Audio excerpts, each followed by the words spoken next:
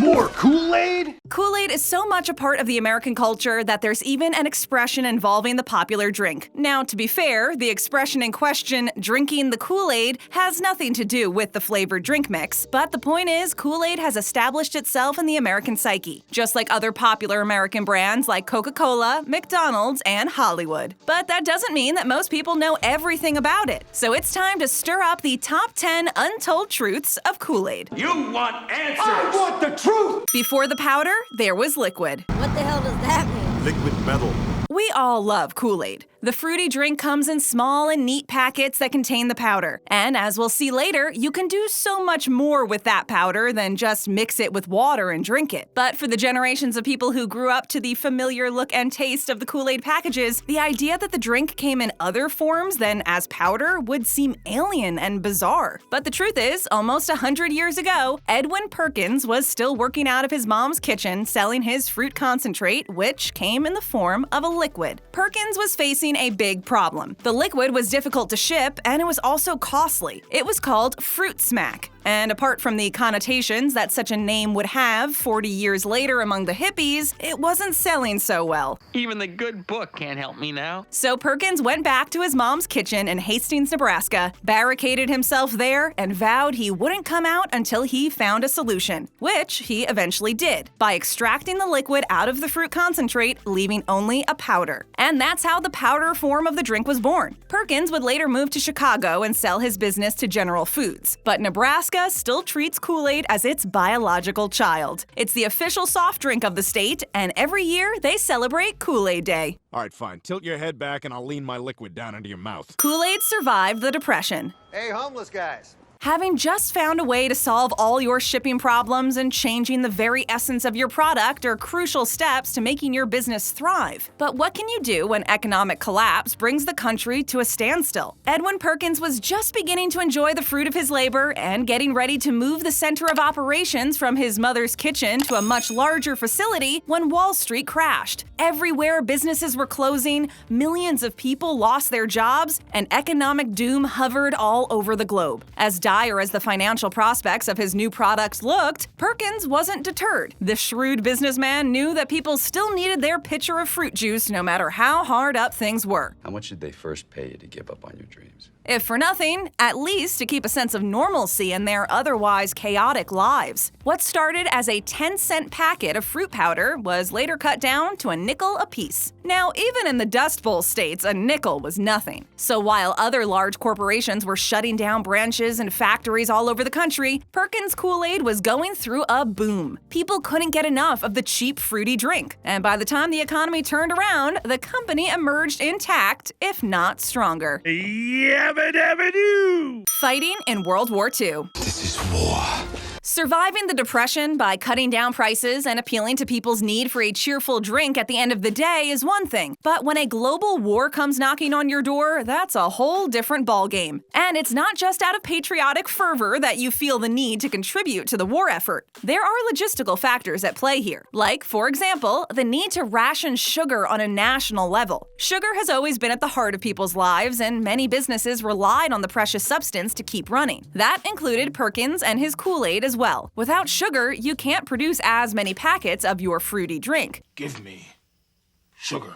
But there was also another problem. People just seemed to have lost interest with the drink, which had helped them get through the Great Depression. Now, that was a novel problem that required a different solution, and Perkins found a way out as he usually did. With the troops fighting on the front, they needed something fruity and sweet to keep their energy and morale up. Perkins stepped in to fill that need. Over the next 4 years, Perkins Products Company shipped millions of boxes of lemon-flavored fruity powder to the troops fighting on the other side of the world. Now, those boxes didn't carry the Kool-Aid brand on them, but they contained the same powder that those same soldiers were raised on when they were growing up. I love the smell of napalm in the morning. Kool-Aid to wash dishes. You missed a spot. We mentioned that Kool-Aid had other purposes besides quenching your thirst. Over the years, people have found creative ways to use Kool-Aid, which the enterprising Perkins hadn't even thought of. As we all know, he was just trying to find other ways to make it easier to ship his fruit juice when he stumbled upon the powder thing. What he didn't realize was that by selling his colorful fruit mix as powder, he opened up so many possibilities for the bored customer. One of those is using it as a dishwasher cleaner. There will be be more outlandish usages on this list, but this one really takes the cake. Can I help with the dishes? Now, mind you, you can't just dump any flavor in your dishwasher and hope it will do the trick. You have to use the lemon flavor. Apparently, the lemon content is so strong in those packets that it will dissolve any stain and leave your dishes sparkling. And there's no magic involved. As we all know, the best dishwasher cleaners are lemon-based. Lemon has the ability to break down fat and remove grease off surfaces. When you run out of dishwasher liquid and you don't feel like going to the nearest store just to get a bottle, then you can empty a few packets of Kool-Aid in a glass of water, mix them well, then feed the juicy liquid to the dishwasher. It will work flawlessly, and the dishes will smell nice as well. This family doesn't believe in dishwashers. The Kool-Aid Man has been around for ages. One trick is to tell them stories that don't go anywhere. The pitcher has always been associated with Kool-Aid, almost since its early beginnings. But once TV ads became a thing, Kool-Aid needed to redesign their unofficial mascot to make it more suitable for the new media. And that's when the Kool-Aid Man was born. The very first ad to feature this vivacious pitcher involved it bursting through the walls of a bowling alley to help some thirsty kids. But this wasn't the only stunt the pitcher did. Over the years, it will recreate this same scenario. There are a bunch of children playing one sport or another, and it's hot and the players are thirsty. Then one of them will call for the Kool-Aid Man, who jumps in to save the day. And it worked. The pitcher became a humanoid and worked tirelessly to save children from the dangers of thirst everywhere.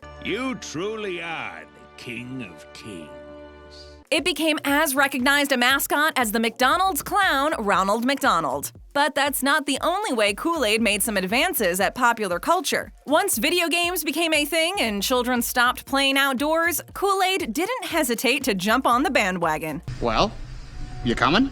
The Kool-Aid Man video game. I don't want to be the bad guy anymore. Believe it or not, that was a thing at one time. Chances are your parents played the game when it first came out in 1983. That's how popular Kool-Aid was during the second half of the 20th century. Keep in mind that video games were not as ubiquitous as they are today. So to have a game that involves our gallant pitcher trying to save a lake of juice from an attacking horde is a good example of how big the mascot was on the cultural scene. Want to get rich playing video games? The game was available for the Atari 2600, which is the granddaddy of all game consoles. Yes, the concept was simplistic, and the graphics were 8-bit and two-dimensional, but the game was a hit. The way you played, you controlled the hero and tried to keep falling, thirsty enemies from the top of the screen out of the lake. If they reached the lake, they drain it of its precious juice, which of course was Kool-Aid, and you win by keeping the lake full. But we can't change who we are. Kool-Aid as hair dye. I just ran out. And here's another example of how to use Kool-Aid to give yourself the look you always wanted. This unusual way to use Kool-Aid has been around for some time, and there are many recipes online. In its simplest form, you'd use Kool-Aid the same way you'd use any other hair dye product. Just remember that if you're going to try this at home, the results are not always what you'd expect. Also, we wouldn't recommend this as a substitute for other legitimate hair dyes. Now that we've got this out of the way, let's see how people use Kool-Aid to add snazzy highlights to their locks. That was the single most thrilling experience of my whole life. Usually, you'd need 2 packets of any color you like. Mix them well in 2 glasses of water and boil the mixture. If you want a bright and daring color, you can use 3 packets and 1 glass of water. As long as you're experimenting, the sky's the limit to how creative you can get. With the dye still hot, drop the locks of hair you want to taint in the bowl. Make sure not to scald yourself. You'll need to do the hair dunking a few times to make sure each individual hair has got its fill of the sugary color. When you feel your hair strands are saturated, remove your hair and let it dry. Do you know where I could get some shampoo? Some strong shampoo. The Kool-Aid Delicacy. Anyone who doesn't eat one is a chump. The origins of this delicacy are not known, but for years the South has had its own way of enjoying Kool-Aid. They mix it with pickles to create a delicious snack called Koolikles. Maybe it had its roots in the Great Depression, or maybe it just happened by chance. The thing is though, Koolikles are easy to make. If you love both pickles and Kool-Aid, then you can combine them to create something totally new and totally your own. All you need is a few packets of Kool-Aid, sugar, and a jar of dill pickles. We're in a serious pickle. If your pickles are whole in the jar, you might need to slice them to make sure they get the Kool-Aid flavors. Having purple pickled cucumbers might surprise your guests, but they'll swear by the new exotic taste of this unusual pickle. As with every other use of Kool-Aid on this list that doesn't involve drinking the juice, you need to use discretion as to how much you'd need to add. Adding too much will cover the natural flavors of the pickles and leave you with sweet morsels with a hint of brine. Adding too little and you won't get anything much different than normal pickles. Out on my boat with a pickle that I still. The deep fried variety. Cheeseburger stuffed inside a cheeseburger with 2 deep fried cheeseburgers. Knowing how humans have a propensity to drop anything they get their hands on into a pot full of boiling oil, we have to wonder how this latest culinary addition took so long. The year is 2011, and one chef decided that of all the uses of Kool-Aid, nobody had thought of frying the multi-purpose powder yet, and the chef was going to remedy that oversight immediately. The base of the dish was thick batter with a generous helping of Kool-Aid to add color and flavor. Once the mixture touches the hot oil, it reveals bright colors one usually wouldn't associate with fried food. Tell me that don't smell good. But how about the taste? Well, it tastes like a very weird-looking donut. Sugary, yes. Fruity, no doubt. But it still tastes like fried dough. So while there were no major breakthroughs in the field of taste and flavor, the shape and textures were totally groundbreaking. But unlike Koolicles, this fried version of Kool-Aid didn't catch on. Once the novelty wore off, the new dish simply faded away from memory, which is a blessing to say the least. We already have enough varieties of fried food to make our hearts ache. Come on, have a piece. It ain't gonna kill you. No more Kool-Aid stains. Don't rub on that. You block that.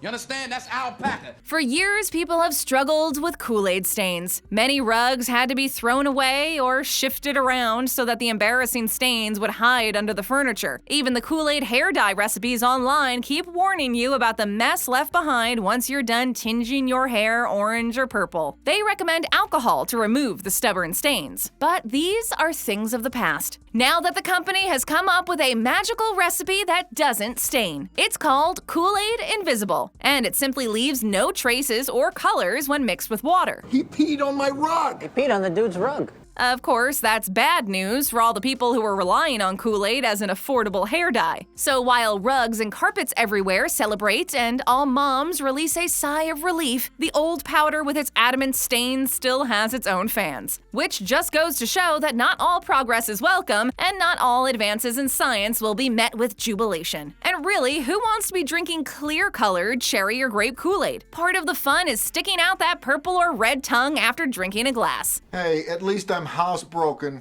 Stay right here for more of our great videos. Just tap that screen. Checking us out for the first time? Then go ahead and hit that subscribe button and ring that bell to join our notification squad.